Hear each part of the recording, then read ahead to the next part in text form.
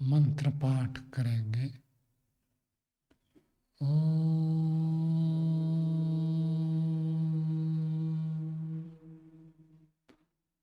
सहना भवतु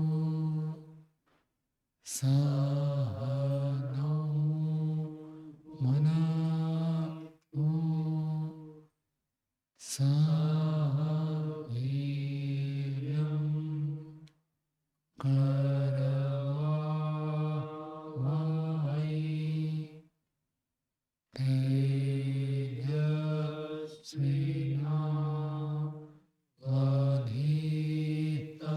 तेजस्विनावधीतमस्तु मा विद्विषावहै। ॐ शान्ति शान्ति शांति।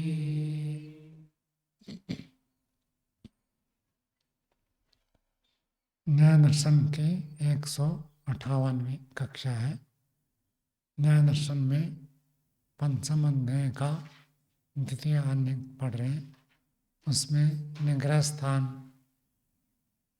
के प्रकरण अंतर्गत 6ठे सूत्र तक अध्ययन कर लिया था। आज 7वें सूत्र से पाठ चलेगा। पीछे के पाठ में कुछ पूछना है तो पूछ सकते हैं। ओम नमस्ते स्वामी जी। स्वामी जी, सूत्र संख्या 6 में जो इन्होंने निदर्शन दिया है, उदाहरण अर्थात, उसमें हेतु दिया है परिमाणात, एक प्रकृति नाम विकारणाम परिमाणात, और उसका प्रत्यवस्थान किया है स्थापनावाद सिद्धांति ने उदाहरण देकर, ना कि हेतु देकर। तो हेतु क्या बनेगा वहां पर?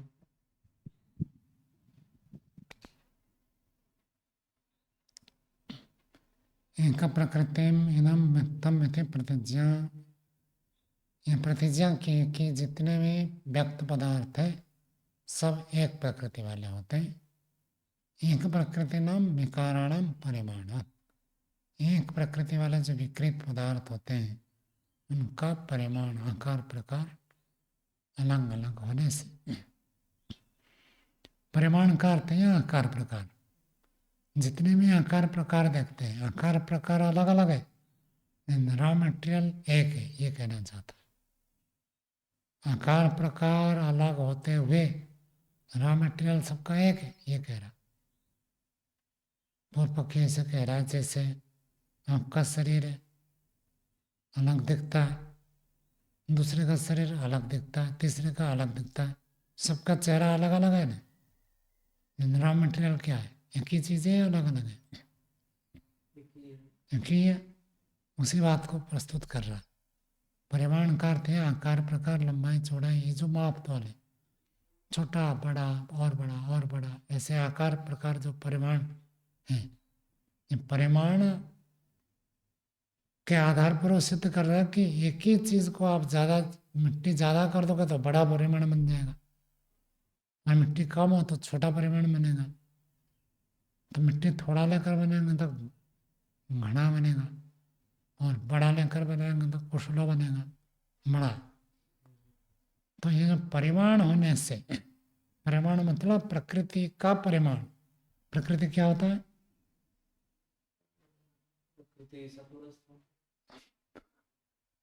कहाँ जाकर डूबते हैं पता नहीं। अभी इतने बार बोल चुका, रॉ मटेरियल जो उपादान कारण है उसको एक नाम प्रकृति है। रॉ मटेरियल का परिमाण जितना आता है उसके आधार पर विकार बनता है। आपको 1 किलो आटा दूं तो कितनी रोटी बनाएंगे? 20। कोई बनाएगा? वास्तव में 20 बनता है, 1 किलो में 20 बनता है। 2 किलो दूंगा तो 40 बन जाएगा। ये जो परिमाण हुआ, ये किसका परिमाण हो रहा है? एक प्रकृति का अलग अलग परिमाण हो रहा है। समझ में आई बात? परिमाण होने से कहकर ये सिद्ध करना चाहते हैं प्रकृति का जितना जितना परिमाण होता है, विकृति ऐसे अलग अलग बनते हैं। तो मैंने आपको एक उदाहरण बता दिया आटे और रोटी का। यदि मिट्टी और घड़ा लोगे तो इतनी मिट्टी दे तो ऐसे इतनी ऐसे घड़ा बनेगा छोटा, और इतनी मिट्टी हो जाता है इतना बड़ा घड़ा बनेगा, और इतनी मिट्टी होता है इतना बड़ा घड़ा बनेगा। तो परिमाण से पता चलता है मूल प्रकृति एक है। अब आई बात समझ में? ये नहीं है। के परिमाण से रॉ मटेरियल का परिमाण कैसे पता चलता है? छोटा बड़ा होने से केवल घड़े का परिमाण नहीं, छोटा बड़ा को भी जोड़ो साथ में। विकाराणाम परिमाण, जितने आप कुम्हार के पास जाओगे छोटा घड़ा बड़ा घड़ा बड़ा और बड़ा दिखाता, आप कहते मुझे ये नहीं चाहिए और थोड़ा बड़ा दिखाओ, और बड़ा दिखाता है, और बड़ा दिखाता है। तो जब विकाराणाम बहुवचन में रखा, विकारों के परिमाण को देखने से, विकार तो उसके पास तो 100 घड़े रखे हैं, तो उनका परिमाण अपनी जगह, कोई छोटा कोई बड़ा और बड़ा मध्यम, सब प्रकार के परिमाण उसमें मिल रहा है। तो विकारों के अलग अलग परिमाण देखने से पता चलता क्या, रॉ मटेरियल एक है, ये कहना चाहता है। ठीक है, चलो और पूछो। इसमें जो सिद्धांति ने प्रत्यावस्थान खंडन किया उसमें हेतु नहीं दिया, हेतु क्या बनेगा उसके खंडन का, पूर्व पक्ष के खंडन का? तो नहीं क्या, आप देखो, नाना प्रकृति नाम एक प्रकृति नाम सब विकारणम दृष्टम परिमाणम, वही बात का उन्होंने कहा था कि देखो घड़ा कुम्हार के दुकान के कर गया, केवल घड़ा ही घड़ा, सैकड़ों प्रकार के घड़ा आचार्य ज्ञानेश्वर जी मिट्टी के यज्ञ कुंड बना कर लाए थे। आजकल बना रहे सब मिट्टी में, यज्ञ कुंड में बना रहे, देखा ना अलग अलग प्रकार। तो यज्ञ कुंड में मिट्टी का है, सब कुछ मिलेगा आपको कुम्हार के पास। किस चीज़ का मिलेगा? मिट्टी का मिलेगा। तो इसलिए वो हो गया एक प्रकृति। तो सिद्धांत कहता दूसरे दुकान में जाओ, अब कुम्हार के दुकान में जाओगे सब एक प्रकृति वाले मिल जाएंगे, और हलवाई के दुकान में जाए तो कोई चने का मिठाई मिलेगा, और कोई मैदे के मिठाई मिलेगा, कोई बेसन के मिठाई मिलेगी। तो एक प्रकृति है, अनेक प्रकृति, अनेक प्रकृति। कुछ चीज़ें ऐसे हैं जिसमें एक ही चीज़ में अनेक प्रकृति मिले हुए हैं, वैसे भी मिलेंगे। कोई खिलौना है केवल प्लास्टिक से बना है, कोई दुकान ऐसे केवल प्लास्टिक के खिलौने बेचता है, कोई केवल स्टील के बेचता है, स्टील के बर्तन दुकान जाओ तो स्टील का मिलेगा। कुछ ऐसे भी होते हैं जिसमें कुछ पुर्जे प्लास्टिक के कुछ पुर्जे स्टील के होते हैं। तो एक प्रकृति हुई अनेक प्रकृति हुई, अनेक प्रकृति हुई। तो दूसरी दुकान में तो है, सिद्धांत ये कह रहा है। आप केवल कुम्हार के दुकान में जाकर देख रहे हो तो आपको एक प्रकृति वाले परिमाण मिलते हैं। दूसरी दुकान में पास में जाओ, कोई पेट्रोल पंप पर जाएगा तो कहेगा देखो एक प्रकृति है, केवल पेट्रोल डीजल दोनों एक से बनते हैं, वही मिलता। और दूसरी दुकान में तो जाओ, किराना दुकान में जाओ, मूंगफली का तेल भी मिलेगा, तिल का तेल मिलेगा, और सरसों का तेल मिलेगा। कहते हैं एक प्रकृति का, सबके प्रकृति अलग अलग है। तो सब कुछ एक प्रकृति, ये ठीक नहीं है, ऐसे कह रहा है सिद्धांत। वही दिया परिमाण, दूसरी जगह दिखाया उन्होंने। हो गया, समझ में आ गया? चलो 5, 2, 7, 7वां सूत्र बोलिए। प्रकृतात् अर्थात प्रतिसंबंधार्थम अर्थांतरम। प्रकृतात् अर्थात जो प्रकरण चला है उस प्रकरण के अर्थ से, अप्रतिसंबंध नॉट कनेक्टेड, उसके साथ जुड़ी हुई नहीं है, उससे कुछ भिन्न बात। अप्रतिसंबंधार्थम अर्थांतरम, ये अर्थांतर नामक निग्रह स्थान है। तो जो बात आप पहले बोलते हैं अगली बात उसी से जुड़ी हुई होनी चाहिए। कई सारे वक्ता होते हैं, विशेष करके जो नए नए वक्ता होते हैं, वो क्या करते हैं, बात शुरू करेंगे कहाँ से और कहाँ पहुँच जाएंगे पता नहीं चलेगा। कई वक्ता ऐसे बोलते भी है ना, देखो हम तो उस विषय में चर्चा कर रहे थे, हम कहाँ चले गए, सुना है कभी? तो कहीं से कहीं चला जाना, इस बात को कहते हैं अर्थांतरम। अर्थांतर का अर्थ विषयांतर। जिस विषय को कहना है उस विषय को छोड़कर दूसरे दूसरे विषय में चला जाना, इसका नाम है अर्थांतर नामक निग्रह स्थान। अपना उदाहरण तो आप लोग बनाते नहीं, मैं ही बनाता हूँ। मैं बनाऊंगा तो मेरी योग्यता बढ़ेगी, आप बनाएंगे तो आपकी योग्यता बढ़ेगी, बनाएंगे नहीं तो ऐसे ही है। जैसे थे वैसे रहेंगे। एक व्यक्ति, एक राजनेता ने अपने पीए होते हैं ना उनके सब, पर्सनल असिस्टेंट, उनको कहा क्या करे भाई, इलेक्शन आ रहा है, अभी इलेक्शन आने वाला है, तो काम मुझे तो भाषण देना नहीं आता है। कैसे भाषण देना नहीं आता, भाषण याद नहीं रहता, कैसे भाषण दूं? तो उसके पीए ने कहा, नेताजी भाषण देना कोई कठिन काम नहीं है, एक बात शुरू करो और बात से बात जोड़ते जाओ, भाषण तैयार। तो उन्होंने कहा शुरू आप यहाँ से करिए, न हम नेता है न अभिनेता है। नेता तो थे गांधी जी, नेहरू जी, वो नेता थे, हम नेता नहीं। फिर उसी से एक बात और जोड़ दो, नेहरू शब्द आ गया, तो नेहरू जी को गुलाब फूल बहुत प्रिय था, वो हमेशा पॉकेट में गुलाब का फूल रखते थे, तो नेहरू जी को गुलाब का फूल बहुत प्रिय था।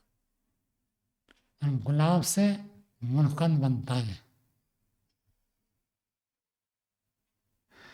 और गुलकंद खाने से पेट साफ होता है, उधर शुद्धि होती है। और पेट जो है सभी रोगों का जड़ है। रोग का अर्थ, रोग शरीर के कारण से उत्पन्न होता है। शरीर 5 भूतों से उत्पन्न होते हैं, जोड़ते जाओ, भाषण तैयार है। तो ऐसे कोई जरूरी नहीं है कि क्या बोलना है, तो एक वाक्य बोल दो, उसी के एक शब्द को ले लो और व्याख्या करो। ऐसे एक विद्वान ने बताया कि मैंने, देखो मैं तो 3री क्लास पास हूँ, पढ़ा हूँ, ज़्यादा पढ़ा लिखा नहीं हूँ, लेकिन महर्षि दयानंद के पूरे वेदवास्य का मैंने व्याख्यान दे चुका हूँ। तो कहा मैं वेदवास्य पढ़ता हूँ, मंत्र हो गया, मंत्र के एक शब्द का अर्थ हो गया, संस्कृत में हो गया, हिंदी में हो गया, फिर उसके बाद क्या होता है, भावार्थ, भावार्थ हो गया। और भावार्थ से बस एक शब्द पकड़ जाओ, कोई भी शब्द जो उनको जानकारी है, बस उसी शब्द की व्याख्या करते हैं, उसी के ऊपर पूरा प्रवचन आधा घंटा 1 घंटा कर देते। मंत्र क्या कहता है उनसे कोई मतलब नहीं है, भावार्थ का एक शब्द पकड़ लिया, प्रेम से रहना बस, और प्रेम शब्द को पकड़ लिया, बस उसी की व्याख्या करेंगे। तो भाषण देना कोई कठिन काम नहीं है, बात से बात जोड़ते जाओ, आगे से आगे, आगे से आगे चलते जाए। तो इसको कहते हैं अर्थांतर नामक निग्रह स्थान। जो पीछे का वाक्य बोला, आगे के वाक्य उसी बात को जोड़कर करना कहना। पीछे कुछ कह दिया, आगे कुछ और कह रहे, पीछे के बात को इस बात पुष्ट नहीं करता, तो वो आपकी बात सिद्ध नहीं है। परस्पर संबंधित होना चाहिए। भाष्य देखिए, यथोक्त लक्षणे पक्ष प्रतिपक्ष परिग्रहे हेतुतः साध्य सिद्धो प्रकृतायां ब्रूयात् नित्य शब्द स्पर्शत्वात् यदि हेतु यथोक्त लक्षणे जैसे कहा गया लक्षण है उस लक्षण में पक्ष प्रतिपक्ष परिग्रह है, पक्ष और प्रतिपक्ष का स्वीकार होने पर बात करने के लिए क्या होता है, एक व्यक्ति अपना पक्ष रखेगा, दूसरा व्यक्ति अपना पक्ष रखेगा। पक्ष प्रतिपक्ष को जहाँ स्वीकार किया जाता है उसको वाद कहते हैं। ऐसे होने पर हेतुतः साध्य सिद्ध हो, हेतु से बात की सिद्धि होती है। कोई व्यक्ति कोई प्रतिज्ञा करता है, साध्य रखता है कि मैं ऐसा मानता हूं, तो कहना पड़ेगा क्यों आप ऐसे मानते हैं। कुछ भी कहे तो क्यों सोच कर चलना पड़ेगा। यदि क्यों नहीं है तो आपकी बात ठीक नहीं है। और जब कोई व्यक्ति क्यों इस हेतु सहित प्रस्तुत करता है तो साध्य सिद्धौ प्रकृतायाम, साध्य के सिद्ध प्रकृति में हो जाने पर बढ़िया अब खंडन करने वाला यदि ऐसे कहे नित्य शब्द, शब्द नित्य है। क्यों नित्य है? कहते अस्पर्शत्वाद यदि हेतु हो, स्पर्श वाला होने से ये उसका हेतु दिया। अब क्या करना चाहिए था, हेतु के बाद क्या होता है, उदाहरण होता है। उदाहरण में तो गया नहीं और रास्ता बदल दिया, भटक गया। कहाँ जाना देखो, हेतुर्नाम हिनोत्तर धातु पुनः प्रत्यय कृदंत पदम। हेतु शब्द की सिद्धि में चला गया। हेतु शब्द में धातु क्या है, हिनोते ही धातु, और प्रत्यय क्या है, तुन प्रत्यय कह रहे, उणादिक तुन प्रत्यय होता है। हिनोते धातु और तुनि प्रत्यय कृदंत पदम। हेतु जो है ये कृदंत है, तिङंत नहीं है, कृदंत है, सुबंत नहीं है, कृदंत है। क्या करना चाहिए था, प्रतिज्ञा के बाद हेतु और हेतु के बाद उदाहरण। उदाहरण न करे हेतु शब्द के ऊपर वो चला गया। हेतु शब्द की व्याख्या करने से क्या आपका हेतु ठीक हो जाएगा। आगे पद आ गया, कृदंत पदम। अब पद क्या होता है, कहता पदम च नाम आख्यात उपसर्ग निपाता। पद चार प्रकार के होते हैं। कौन से निपात। नाम, नाम का अर्थ संज्ञा शब्द। संसार में जितने भी शब्द मिलेंगे उन सब शब्दों को चार में बांट दिया। कहाँ पर आया है सब, मामा से क्या याद है कुछ, सप्ताने वाक् परिमितानि। वाक् परिमितानि, वाक् का जो परिमाण, यहाँ में परिमाण शब्द है। वाक् परिमितानि, वाक् का जो परिमाण है, वाणी से जो आप बोलते हैं, चार प्रकार के शब्द बोलते हैं बस। ये वेद मंत्र है। वेद मंत्र तो चत्वरी केवल पढ़ा है। महाभाष्यकार उसको चत्वरी का अर्थ व्याकरण है, तो व्याकरण के हिसाब से व्याख्या की कि कौन से नाम आख्यात उपसर्ग निपात। नाम का अर्थ होता है संज्ञा शब्द। अंग्रेजी में क्या कहते हैं, नाउन्स। तो संसार में जितने शब्द है उनमें से कुछ नाउन्स होते हैं। और आख्यात क्या होता है, क्रिया शब्द। क्रियापद का अर्थ होता है वर्ब्स, अंग्रेजी में कहेंगे वर्ब। तो वाक्य में आप देखेंगे तो कुछ नाउन्स मिलेंगे, कुछ वर्ब्स मिलेंगे, चाहे अंग्रेजी में हो, चाहे संस्कृत में हो, चाहे उड़िया में हो, चाहे हिंदी में हो, किसी भी भाषा में आप देखो चार प्रकार के शब्द मिलेंगे। तो नाम, आख्यात और उपसर्ग। उपसर्ग क्या होता है, प्रीफिक्स। वर्ब से पहले भी लग जाते हैं, अन्य शब्दों से भी पहले लग जाते हैं, उनको उपसर्ग कहते हैं। जैसे गिनाओ उपसर्ग, गिनाओ। हाँ, मैं बोलो, जितना याद है बोल दो, क्या दिक्कत।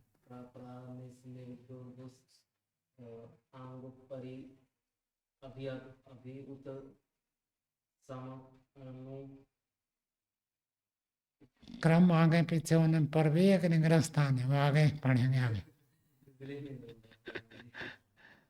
क्रम से बोलना चाहिए, प्र परा पसम ऐसे।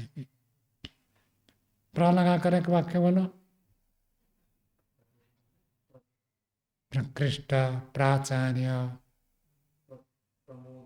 प्रमोद, प्र लग जाते हैं सब। परा, हाँ? पराजयते, परागति, परांगमुख, तो परा लगता है, ये उपसर्ग हो गया। ऐसे सब लगते हैं। और निपात क्या होता है? जैसे प्रचलन जब बोला वैसे मैं वैसे यूज कर दूं। सूत्र बोलो।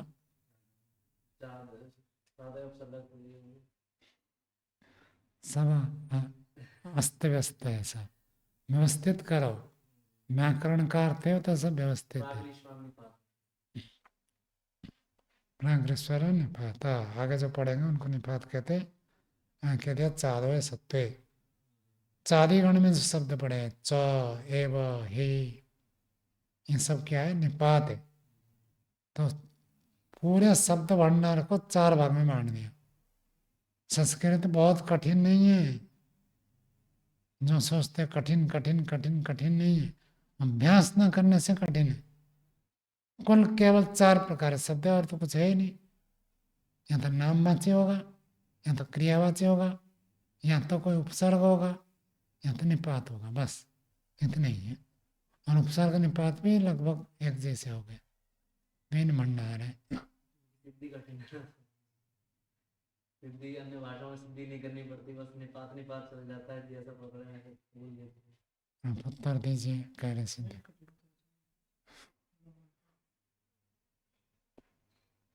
कठिन और सरल ये सापेक्ष है।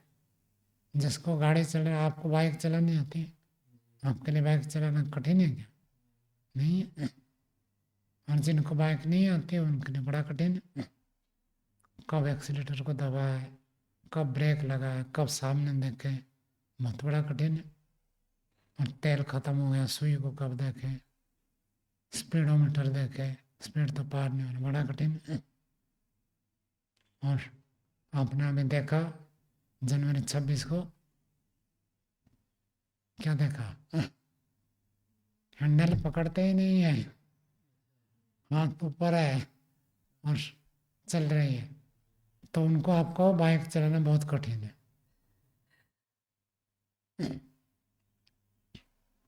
वो कहेंगे बाइक चलाने से सरल तो कुछ है ही नहीं, ऐसे कहेंगे। तो कठिन क्यों लगता है? क्योंकि अभ्यास नहीं है। आप बातचीत हिंदी में करते हो, आप संस्कृत में बात करो, संकल्प कर दो कि आज से मैं हिंदी में बात करूंगा ही नहीं, चाहे अतिथि हो, ब्रह्मचारी हो, विद्वान हो, कुछ भी हो।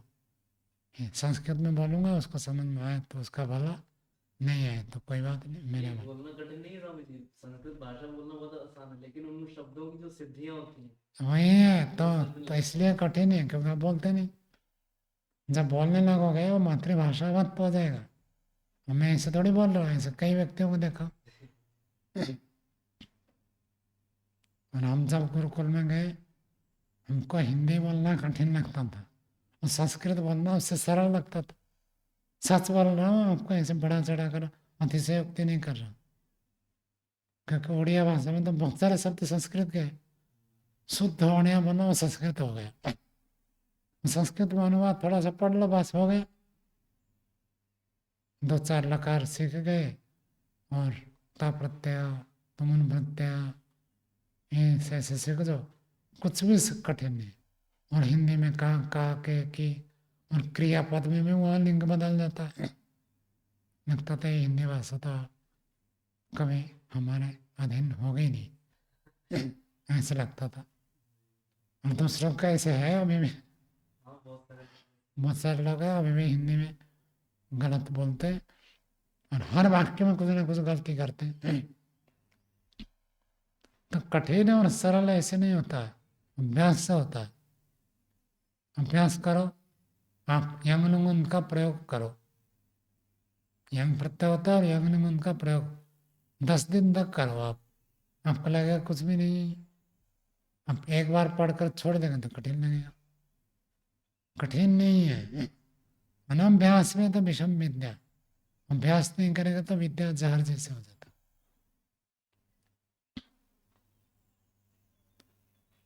तो नाम आख्यात उपसर्ग निपात, अब फिर इनकी व्याख्या करने लग गया। पहले हेतु शब्द को बताया, फिर पद आएगा तो पद को बता दिया। अब पद में नाम आख्यात उपसर्ग में पद है तो इनकी व्याख्या कर रहा। अभिधेयस्य क्रियांतर योगात् विशेष्यमाण रूपा शब्द नाम। नाम किसको कहते हैं, संज्ञा किसको कहते हैं, नाम किसको कहते हैं। कहता अभिधेयस्य, अभिधेय वाच्य पदार्थ, जिस पदार्थ के लिए कहा जाता है उस पदार्थ का क्रियांतर योगा, दूसरे क्रिया के साथ युक्त होने से विशेष्यमाण रूप, विशेषित रूप को, रूप वाले शब्द को नाम कहते हैं। अर्थात जब भी किसी का नाम होगा वो किसी न किसी क्रिया के साथ जुड़कर ही नाम होता है। निरुक्तकार कहते हैं हर शब्द धातुज होता है, धातु से पैदा होते हैं। जैसे आपका नाम ज्ञान प्रकाश, तो ज्ञान प्रकाश में ज्ञा एक धातु है, ज्ञा का अर्थ होता है जानना, जानने क्रिया से जो जुड़ता है उसको ज्ञान कहते हैं। तो ऐसे जुड़ा। और प्रकाश में कासरे दीप्तो धातु है, प्रसर्ग है, तो जो दीप्तिमान होता है उसको प्रकाश कहते हैं।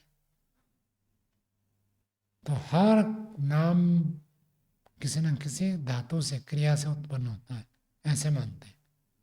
तो क्रियांतर योगा, दूसरे क्रिया के साथ युक्त होने से, जैसे अभिधेय हो गया, मान लीजिए एक व्यक्ति का नाम है गोपाल, गोपाल व्यक्ति, एक व्यक्ति, इसको कहेंगे अभिधेय, और उसका अभिधान क्या है गोपाल, व्यक्ति हो गया अभिधेय, और उसका नाम जो हो गया अभिधान। वाच्य वाचक, गोपाल हो गया वाचक और गोपाल व्यक्ति हो गया वाच्य। तो वाच्य का वाचक शब्द के साथ संबंध है। क्यों संबंध है, उसको गोपाल क्यों कहते हैं, क्योंकि वो गायों का पालन करता है, तो पालन क्रिया है के। तो अभिधेय जो वाच्य पदार्थ है, किसी क्रिया के साथ जुड़ने से उसको जिस विशेषता से जुड़ता है उसको ऐसे नाम दे देते हैं। यदि पचन क्रिया से जुड़ेगा तो उसको गोपाल नहीं कहेंगे, क्या कहेंगे, पाचक कहेंगे। तो अभिधेय वही है जिस क्रिया के साथ उससे विशेषित होता है, जो विशेषण लग जाता है वो वही होगा। अब जब व्यक्ति पढ़ता है गुरुकुल में, ब्रह्मचर्य का पालन करता है, उसकी संज्ञा हो जाती है ब्रह्मचारी। और जैसे ही विवाह कर लेता है और उसको ब्रह्मचारी नहीं कहते, दूसरी क्रिया से जुड़ गया, तब उसको कहेंगे गृहस्थ। क्रिया बदले तो नाम बदल जाता, ये कह रहे हैं। ठीक है, आगे उसको कहते हैं नाम, नाम का अर्थ संज्ञा, नाम। आगे देखिए, क्रिया कारक समुदाय, क्रिया और कारक का जो समुदाय, जहां पर क्रिया भी है और कारक भी है, उसको क्या कहते हैं, आख्यात कहते हैं। जैसे आगे देखो बता रहे, कारक संख्या विशिष्ट क्रिया काल योग अभिधायी आख्यातम। व्याकरण की बात आ रही है, फिर भी मैं तो सरल करने का प्रयत्न करता हूँ, दूसरे लोग उब जाएंगे। क्रिया और कारक का जो समुदाय है उसको आख्यात कहते हैं। विमल जी बताइए, क्रिया कारक का समुदाय कैसे है उसमें, आख्यात में? हाँ हाँ, तिंगंत शब्द में क्रिया कारक दोनों कैसे, ये बताइए।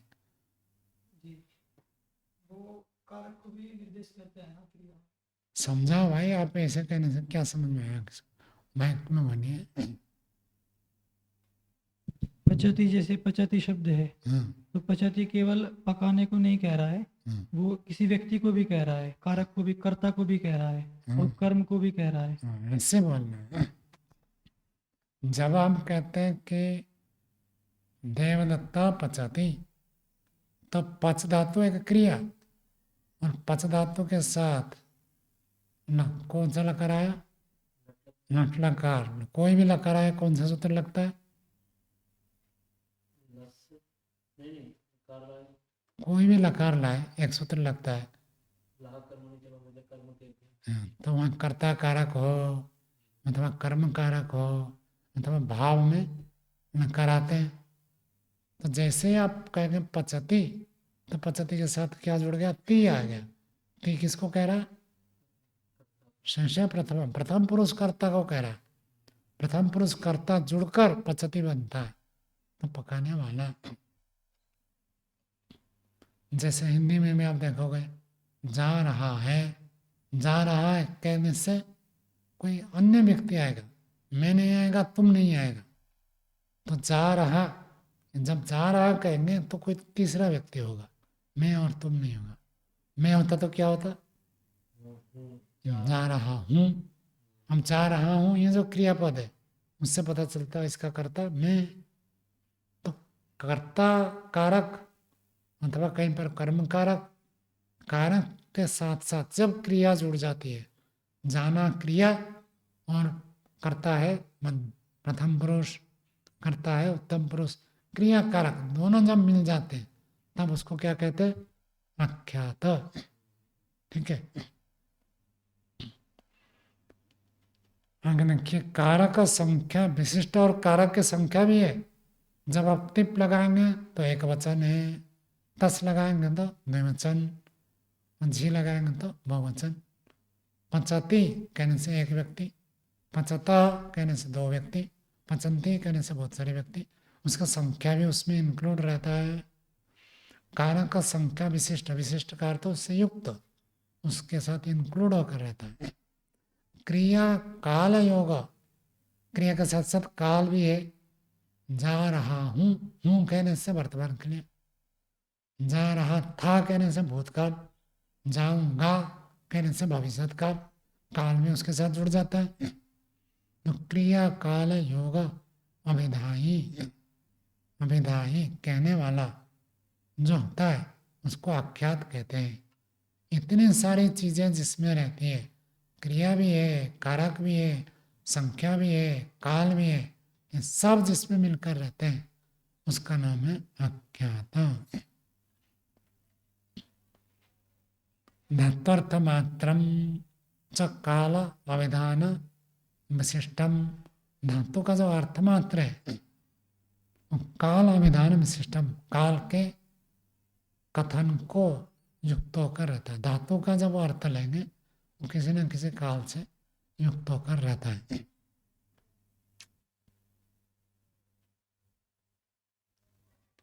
प्रयोगेशु अर्थात अभिद्यमान रूपा निपाता, प्रयोगेशु अर्थात अविद्यमान, प्रयोग में जो अपने अर्थ को कभी नहीं छोड़ता है, जो अर्थ है वही अर्थ रहता है।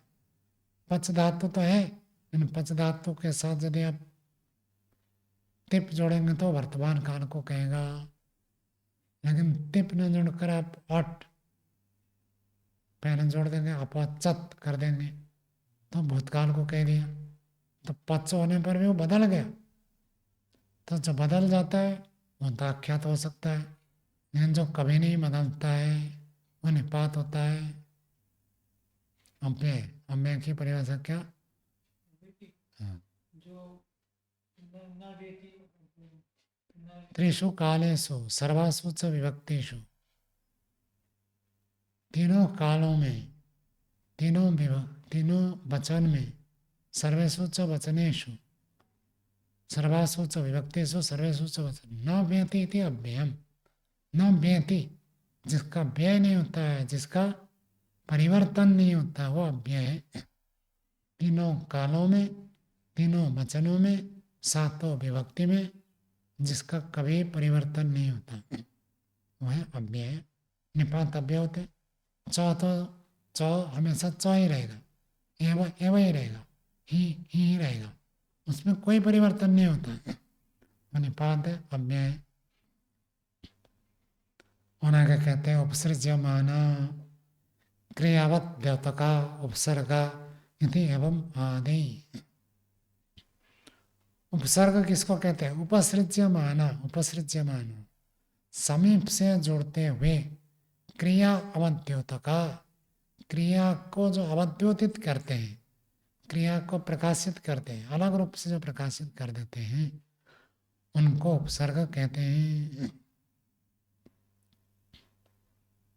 तो मावस्य में आता है उपसर्गेण धात्वर्थः बलात् अन्यत्र नीयते। क्या अर्थ हुआ? उपसर्ग धातु के अर्थ को बलपूर्वक किसी दूसरे अर्थ को कह देता है। धातु का जो अर्थ है, उपसर्ग जोड़ दें तो जबरदस्ती वो अलग अर्थ को कहेगा। तो उपसर्ग जुड़ जाए तो जो अर्थ है उससे कहीं अलग भी हो सकता है, वही भी रह सकता है। उदाहरण दिया, प्रहार, आहार, संहार, निहार, विहार, परिहार इति वत्। यहाँ नहीं है।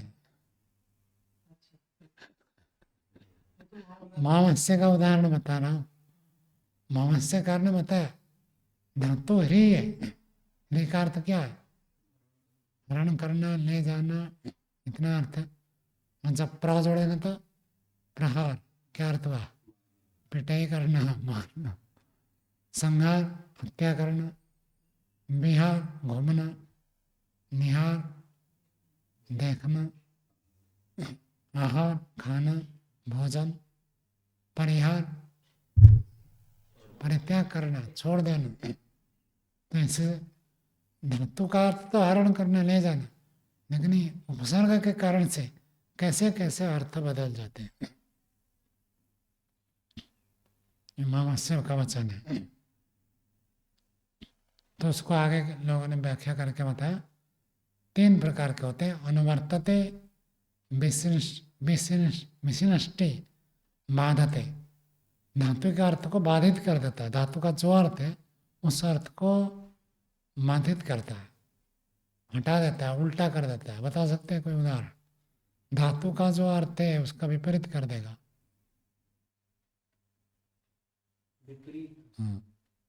जी धातु है, जीतना, पराजयति, अन्य देखो, गच्छति जाना और आगच्छति आना, जाने का विपरीत आना हो गया। और नयति और अपनयति, अपनयते।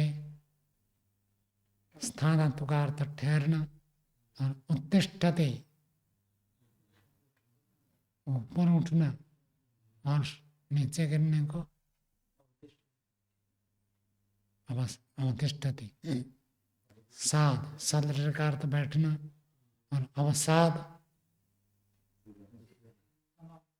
तनावग्रस्त हो जाना। तो कहीं पर धातु के अर्थ को बदल देता है, कहीं पर धातु के अर्थ को ऐसे ही रखता है। जो धातु का अर्थ है वही रहता है। जैसे अच्छे प्रकार से पढ़ता है, प्रकर्षेण पठति प्रपठति, बढ़िया पढ़ रहा है। गच्छति, अभिगच्छति, यथा यथा हि पुरुषं शास्त्रं समधिगच्छति। जैसे जैसे व्यक्ति शास्त्र को समझता जाता है,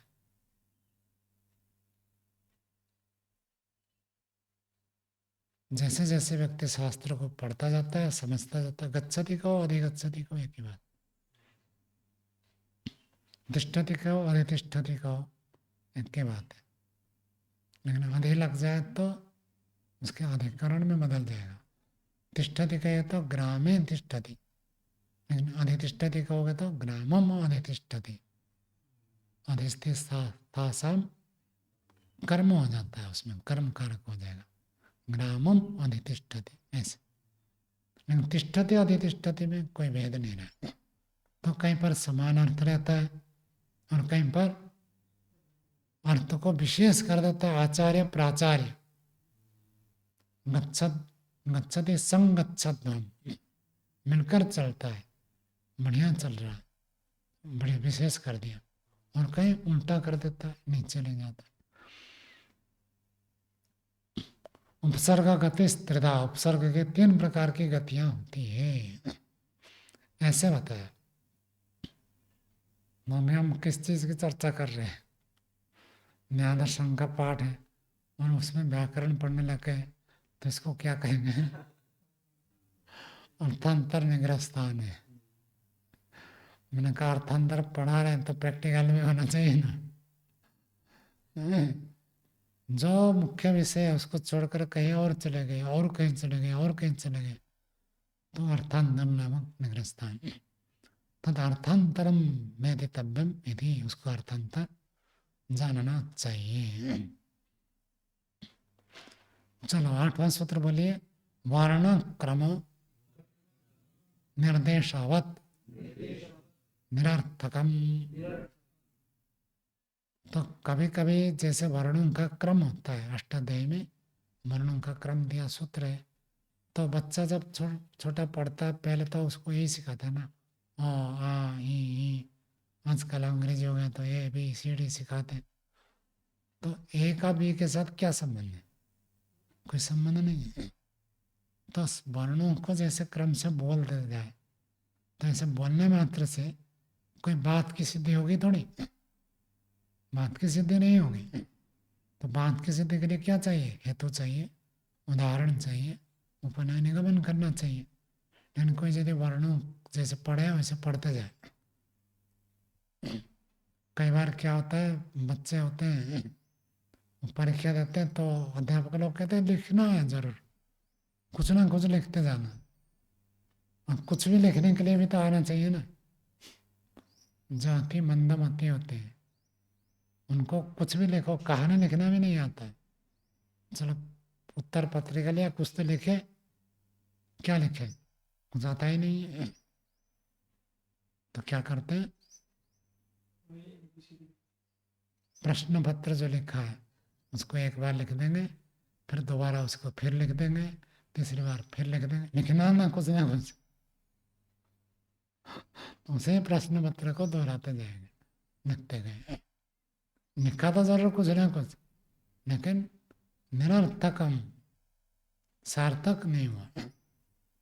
लिखने मात्र से नहीं होगा, जो लिखने है वो सार्थक होना चाहिए ना। बोलना जरूरी नहीं है, ऐसे बोलो जो बात सिद्ध हो सके, नहीं तो निरर्थक हो जाएगा।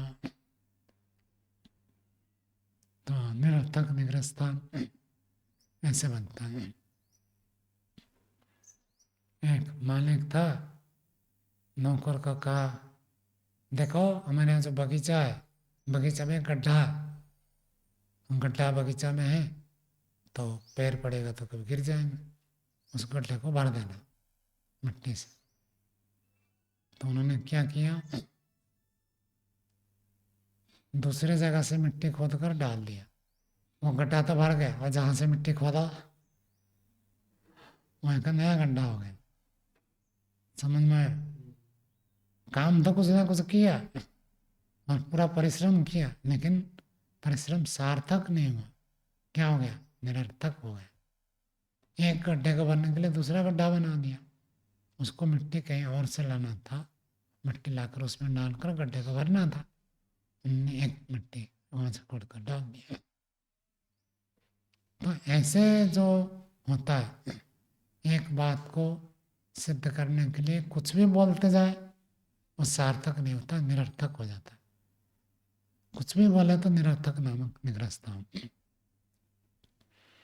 आगे देखिए, भाष्य पढ़ते हैं। वर्णों का क्रम जैसे निर्देश होता है उसी प्रकार बोलते जाना निरर्थक नामक निग्रह स्थान है। यथा नित्य शब्द, एक व्यक्ति कह रहा है शब्द नित्य है। क्यों नित्य है? कचट तपाह जमगड़ा सत्पात, ये हेतु है उसका, पंचमी कर दिया तो हेतु हो गया। कचट तपाह जमगड़ा सत्पात, और झव गणदस्वत इति वत लगा दे तो क्या हो गया? उदाहरण हो गया। प्रथमा रख देंगे तो प्रतिज्ञा हो गई, पंचमी रख दे तो हेतु हो गया, और वत लगा दे तो उदाहरण हो गया। एवं प्रकारम निरर्थकम, इस प्रकार निरर्थक है, निरर्थक नामक निग्रह स्थान है। क्यों निरर्थक माना जाता है? कहते अभिधान अभिधेय भाव अनुभवत्व। अभिधान कथन, अभिधेय उसके जो अर्थ है, अभिधान अभिधेय वाच्य वाचक। आप कह रहे तो उसका अर्थ क्या निकल कर आ रहा? खरगोश के सींग आकर घुस गए मेरे पेट में, बहुत दर्द हुआ। मैं खरगोश के सींग तो होता ही नहीं है, तो कथन मात्र नहीं है। जो कह रहे हैं उसका अर्थ भी तो कुछ होना चाहिए। मुझे प्यास लग रही है, एक गिलास अग्नि लाओ, कोई मतलब ही नहीं। तो महर्षि ने इसलिए बताया 4 बातें चाहिए। कौन सी? आकांक्षा, योग्यता। ऐसी बात बोलो जिसमें योग्यता हो। आप जो बोल रहे हो उसमें योग्यता ही नहीं है, तो आपकी बात सिद्ध कैसे होगी? ईश्वर न्यायकारी, क्यों? क्योंकि उसका नाम ईश्वर है। ये कोई हेतु नहीं बनेगा। दो परस्पर आपस में जुड़ते जाए तब आप हो सकते हैं। ईश्वर सच्चिदानंद स्वरूप है, निराकार होने से, सर्वशक्तिमान का तुल्य, ऐसे बोलने से थोड़ी होगा। कुछ के कुछ बोले तो नहीं बनेगा। सार्थक जो वो वाच्य है, उस वाच्य को सिद्ध करने के लिए वाचक होना चाहिए। वाच्यवाचक संबंध होकर यदि हो तब उसको माना जाएगा। अभिधान अभिधेय भाव अनुभवत्व असिद्ध होने पर अर्थगति है अभावात, अर्थगति होगा ही नहीं। अर्थात अर्थ का ज्ञान नहीं होगा। आप क्या सिद्ध करना चाहते हैं, कोई अर्थ सिद्ध नहीं होगा। वर्ण एवं क्रमेण निर्देशयन्ते, वर्ण जैसे क्रम से पढ़े हुए वैसे बस क्रम से बोलते जाना। शास्त्रार्थ में ऐसे होता है, नंबर आएगा, पहले एक व्यक्ति बोलेगा, फिर दूसरे व्यक्ति का क्रम आएगा, फिर उसको बोलना है, फिर उसके बाद पहला व्यक्ति बोलेगा, क्रम आएगा। क्रम आया तो बोलना है, तो कुछ भी बोल दे। कुछ भी बोलने से नहीं होगा, निरर्थक।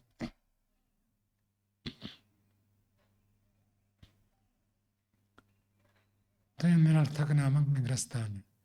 आगे देखिए 9वां सूत्र बोलिए। परिषद प्रतिवादेभ्याम त्रिहि अभेतम अपि अवेज्ञातम अवेज्ञातार्थम की बात। तो परिषद प्रतिवादेभ्याम, परिषद का अर्थ होता है न्यायाधीश मंडली। आज भी आप देखेंगे कोई विशेष विषय हो तो सुप्रीम कोर्ट में एक न्यायाधीश विचार नहीं करता, कम से कम उसमें 3, 5, 7 ऐसे रखे जाते हैं। गंभीर विषय को एक व्यक्ति निर्णय नहीं दे सकता। तो इसलिए कभी ये नहीं सोचना मैं ठीक हूँ। न्याय ये कहता परिषद यदि स्वीकार करता है, विद्वानों का परिषद। देखो संसार में आप अच्छा करेंगे तो बुरे लोग आपके विरोधी होंगे, और बुरा करेंगे तो अच्छे लोग विरोधी होंगे। विरोधी तो कुछ लोग बनेंगे ही बनेंगे, चाहे अच्छा करो चाहे बुरा करो। लेकिन विद्वत परिषद क्या मानता है वो देखना है। विद्वत परिषद यदि आपको स्वीकृत देता है कि आप जो कर रहे हैं, जो बोल रहे हैं ठीक है, तब आप ठीक है। नहीं तो अपनी इच्छा से तो सब ठीक है। कोई कहता है क्या मैं गलत कर रहा हूँ, सब कहते हैं मैं ठीक हूँ। तो विद्वत परिषद मुख्य है। तो यहाँ उसको प्रस्तुत कर रहे हैं परिषद प्रतिवादी में, परिषद और प्रतिवादी के द्वारा त्रिभी अभेतम, 3 बार कह दिया गया भी अभिज्ञातम, 3 बार बताने के बाद भी आपको समझ में नहीं आया तो अभिज्ञातार्थ नामक निग्रह स्थान में गए। आपने पूछा कि आप क्या कहना चाहते हैं, मुझे समझ में नहीं आया। तो सामने वाला फिर प्रस्तुत करता है, तो आप कहते फिर भी समझ में नहीं आया, फिर बोलो। तो सामने वाला फिर बोलता है, तब भी आपको समझ में नहीं आया। और आपको समझ में नहीं आया, लेकिन परिषद को समझ में आ गया कि प्रतिवादी क्या कह रहा है, वो परिषद को समझ में आ रहा है। और जो कहने वाला वो भी समझ रहा है, ठीक ठीक कह रहा हूँ मैं। केवल आपको समझ में नहीं है तो आप गलत है, आप हार गए, आप निग्रह स्थान में आए। तो कभी भी ये नहीं कहना कि मैं ठीक हूँ आप गलत है। ठीक गलत कौन निर्णय करेगा? विद्वत परिषद। विद्वत परिषद जिसको कहेंगे वही ठीक है। नहीं तो कोर्ट में तो लड़ाई होती है, दोनों कहते मैं ठीक मैं ठीक, न्यायाधीश कहेगा कौन ठीक है। तो जब भी कोई शास्त्रार्थ के लिए आह्वान देगा तब कहो ठीक है न्यायाधीश बताइए कौन कौन किस किस को आप न्यायाधीश रखेंगे, हम शास्त्रार्थ के लिए तैयार है। नहीं तो आप तो मानोगे नहीं, हठी लोग दुराग्रही लोग सत्य को जानने के बाद भी मानेंगे नहीं, अपना पक्ष खंडित होने पर भी पराजय स्वीकार नहीं करेंगे। तो उनसे तो बात कर रहे क्या बात है, शास्त्रार्थ करो तो न्यायाधीश बैठाओ, और जो न्यायाधीश आपको ठीक लगे हमको ठीक लगे वही बनेगा। और जब न्यायाधीश से अपने पक्ष का किसी को बैठाए तो नहीं चलेगा। निष्पक्षपात होना चाहिए, न्यायप्रिय होना चाहिए, और उसको शास्त्र का परिज्ञान होना चाहिए। ऐसे व्यक्ति को बैठाओ न्यायाधीश, तब शास्त्रार्थ करेंगे। जनता को कभी नहीं मनाना, जनता का तो कोई भी बहका सकता है। जनता में इतनी बुद्धि नहीं होती है वो सही गलत को जान सके, निर्णय कर सके। निर्णय करने वाला विद्वान होना चाहिए, निर्णय करने वाला विद्वत परिषद हो, न्यायाधीश निर्णय करेगा सही कौन है गलत कौन है। और जिस विषय में शास्त्रार्थ हो उस विषय का वो जानकार हो। यदि हमारा शास्त्रीय चर्चा चलते वो शास्त्र का विद्वान होना चाहिए। भाष्य देखिए, यद वाक्यम परिषदा प्रतिवादिना च त्रिः अभेदम अपि न विज्ञायते। यद वाक्यम जो वाक्य परिषदा प्रतिवादिना च त्रिभिः अभेदम तीन बार कह दिए जाने पर भी न विज्ञायते समझा नहीं जाता है। श्लिष्ट शब्दम अप्रतीत प्रयोगम अतिद्रुत उच्चारितम यदि एवं आदिना कारणेन तत् अविज्ञातम अविज्ञातार्थम। अच्छा, ये थोड़ा उल्टा हो गया, इसको थोड़ा संशोधन कर देते हैं। इसका अर्थ है वादी जब प्रस्तुत करता, एक व्यक्ति जब अपने पक्ष को स्थापित करता है, स्थापना करने वाला को 3 बार बोलना पड़ा तब भी प्रतिवादी को समझ में नहीं आया और न्याय परिषद को भी समझ में नहीं आ रहा ये क्या बोल रहा है, तब जो व्यक्ति स्थापित करता है वो हारेगा। मैंने थोड़ा उल्टा बोल दिया था पहले। कोई व्यक्ति किसी बात को प्रस्तुत करता है, प्रस्तुत करने के बाद यदि उसकी बात स्पष्ट न हो तो न्यायाधीश भी पूछ सकता है, प्रतिवादी भी पूछ सकता है। तो उसको पूछा आप क्या कहना चाहते हो, दोबारा बोलो। वो दोबारा बोला, फिर तीसरे बार भी बोला, लेकिन 3 बार उसके बोलने पर भी ना न्यायाधीश विद्वत परिषद को समझ में आ रहा ना प्रतिवादी को समझ में आ रहा, वो ऐसे बोल रहा है। तो इसका मतलब जो व्यक्ति ऐसे प्रस्तुत कर रहा है जिसकी बात दूसरों को समझ में नहीं आ रहा वो व्यक्ति हार जाएगा। आप ऐसे क्यों कठिन बोलते हैं? व्यक्ति जानबूझकर ऐसे बोलता है जैसे कहीं हम प्रवचन में जाए और मैं संस्कृत में भाषण दूं तो कितने व्यक्ति को समझ में आएगा? बहुत कम, एक आध को आएगा, बाकी को नहीं आएगा। तो दूसरों को समझ में आना चाहिए ऐसी भाषा बोलो। यदि बात ठीक है, स्पष्ट है, हमारे लिए स्पष्ट है, लेकिन दूसरों को तो समझ में नहीं आएगा। तो आप कहेंगे जब प्रवचन करते हैं कुछ व्यक्ति तो ऐसे होते हैं उनको कितना भी सरल बोलो समझ में नहीं आएगा। तो एक आध व्यक्ति ऐसे रहेंगे, एक आध व्यक्ति ऐसे भी होंगे जो आपसे भी ज़्यादा पंडित है, आपसे भी ज़्यादा बुद्धिमान है, आपसे भी ज़्यादा विद्वान होंगे। वो मंच में भी हो सकते हैं, नीचे भी हो सकते हैं। लेकिन हमको कुल मिलाकर ऐसे बोलना है जो अधिकांश व्यक्ति को समझ में आएगा। यदि आप बोलते हैं अधिकांश व्यक्ति के ऊपर ऊपर से जाता है, सिर के ऊपर से जा रहा है, तो आपका प्रवचन काम का नहीं है। अधिकांश व्यक्ति को समझ में आ रहा, किसी एक आध को समझ में नहीं आ रहा तो ठीक है, चलेगा। उसको अपनी योग्यता बढ़ानी, हम क्या कर सकते। अब कोई महावास्य पढ़ेगा तो प्रथावृत्ति तो पढ़ा हुआ होना चाहिए ना, उसको पढ़े बिना सीधा महावास्य पढ़ना चाहेगा तो उसको तो समझ में नहीं आएगा। तो उसमें पढ़ाने वाला का दोष नहीं है, लेकिन पढ़ाने वाला कितना भी समझाए, पढ़ने वाला को समझ में नहीं आ रहा तो पढ़ाने वाले की कमी है। ऐसे समझाओ, उदाहरण दो, सरल करो और व्याख्या करो जिससे सामने वाले को समझ में आ जाए।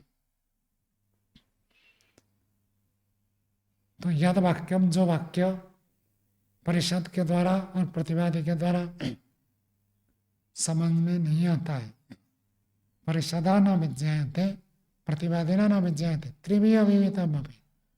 स्थापना करने वाले ने 3 बार बोला तब भी परिषद को समझ में नहीं आया, प्रतिवादी को भी समझ में नहीं आया। क्यों नहीं आया? कहते श्लिष्ट शब्द।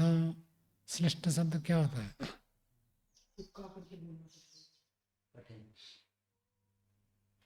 श्लिष्ट श्लेष अलंकार बताया था आपको, एक शब्द के दो अर्थ है।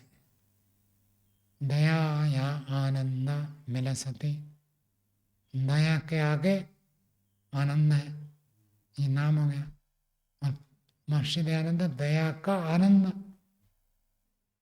आनंद का भंडार था। किसका आनंद? दया का आनंद। तो दया का आनंद में हो सकता है और दया के बाद आनंद शब्द है, श्रेष्ठ है। सरस्वती अस्य अग्रे निवसति, सरस्वती उसके आगे निवास करते। सरस्वती का अर्थ ज्ञान विज्ञान, इतने सारे ज्ञान विज्ञान का भंडार। तो महर्षि दयानंद के आगे मतलब उनको सब कुछ याद है, वेद याद है, दर्शन याद है, उपनिषद याद है, व्याकरण याद है, महाभाष्य याद है। सरस्वती मानो उनके आगे विद्यमान है। ये हो गया एक अर्थ। दूसरा अर्थ क्या है? दयानंद शब्द के बाद कौन सा शब्द है? स्वामी दयानंद सरस्वती। सरस्वती शब्द उनके नाम में पड़ा है। जब एक शब्द के, एक वाक्य के, एक श्लोक के दो अर्थ निकलते हैं उसको कहते हैं श्रेष्ठ। मुख्य शब्द के 3 अर्थ हैं महाभाष्य में। कौन से? अक्षय शब्द के 3 अर्थ है। अक्षयशला का संख्या परिणाम में बताया था, बताओ। ऐसा जुआ खेल के जो गोटी है उसको कहते हैं अक्षय। और अक्षय का अर्थ आँख है, और अक्षय का अर्थ बहरा होता है, और अक्षय का अर्थ एक्सेल। गाड़ी में, साइकिल में जो एक्सेल होता है उस एक्सेल को भी अक्षय कहते हैं। अक्षय कहते हैं। तो एक शब्द के अनेक अर्थ है। तो जानबूझकर व्यक्ति ऐसे शब्द प्रयोग करता है ताकि दूसरे वाला को समझ में नहीं आए। तो समझ में आ जाए तो उसका उत्तर दे देंगे, हट जाएगा। इस डर के मारे वो ऐसे श्रेष्ठ शब्द का प्रयोग करते हैं। महर्षि दयानंद ने लिखा है, ऋषियों का ग्रंथ ऐसा है जैसे एक गोता लगाना बहुमूल्य मोतियों को पाना। और जो ऋषि नहीं है उनके ग्रंथ को पढ़ना बहुमूल्य नहीं, पहाड़ खोदना और कौड़ी का लाभ होना। टीकाकार होते, व्याख्याकार होते, अपने पंडिताई के लिए ऐसे ऐसे लिखते हैं उस समझ में ही नहीं आता। और दर्शन के मूल, दर्शन का सूत्र देखो, कोई भी सूत्र आपको इतना कठिन नहीं लगेगा। सरल सरल शब्द रखते। योग दर्शन के सूत्र कितने छोटे छोटे हैं और कितने महत्वपूर्ण बात बता देते हैं। लेकिन अंधनिश्चय होते हैं तो चाहते कैसे कठिन से कठिन बने। तो कठिन क्यों बनाना चाहते हैं? ताकि अपने पंडिताई समझ में आ जाए तो लोग नहीं। तो सरल बात।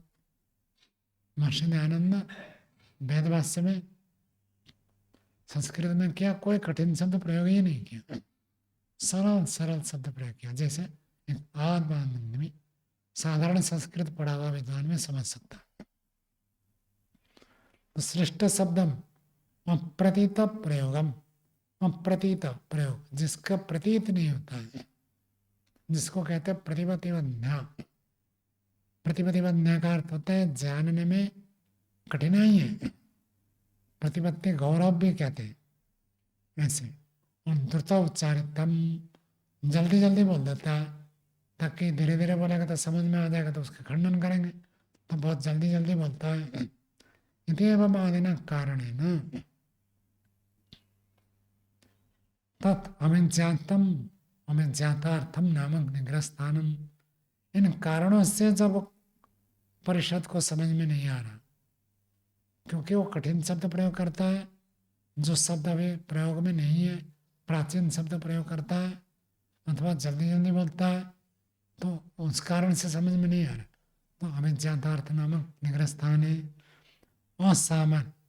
असामर्थ्य सम्वरण है, अपने असामर्थ्य को छुपाने के लिए, ढकने के लिए प्रयुक्तम इति वो प्रयोग करता है, तो इसलिए निग्रह स्थान में आएगा।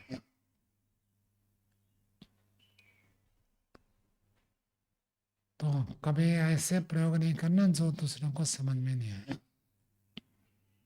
दूसरे व्यक्ति को समझ में आए ऐसी भाषा बोले, ऐसे शब्दावली चुने, ऐसे शैली को अपने जो सामने वाले को समझ में आए। समझ में किसी को भी नहीं आया तब तो आप पक्का हार गया मानना पड़ेगा। तो जो लोग कम योग्यता होती है वो ऐसे छल कपट करते ताकि दूसरों को समझ में नहीं आए, और कह देंगे देखो इसको तो मेरी बात समझ में नहीं आ रही है, क्या मेरे से शास्त्रार्थ करेगा। लेकिन परिषद को भी यदि समझ में नहीं आए, न्यायाधीश को भी समझ में नहीं आए, इसका मतलब आप गलत। हम ऐसी गलती ना करें। चलो आज का पाठ ये रखते हैं, आगे कल पढ़ेंगे।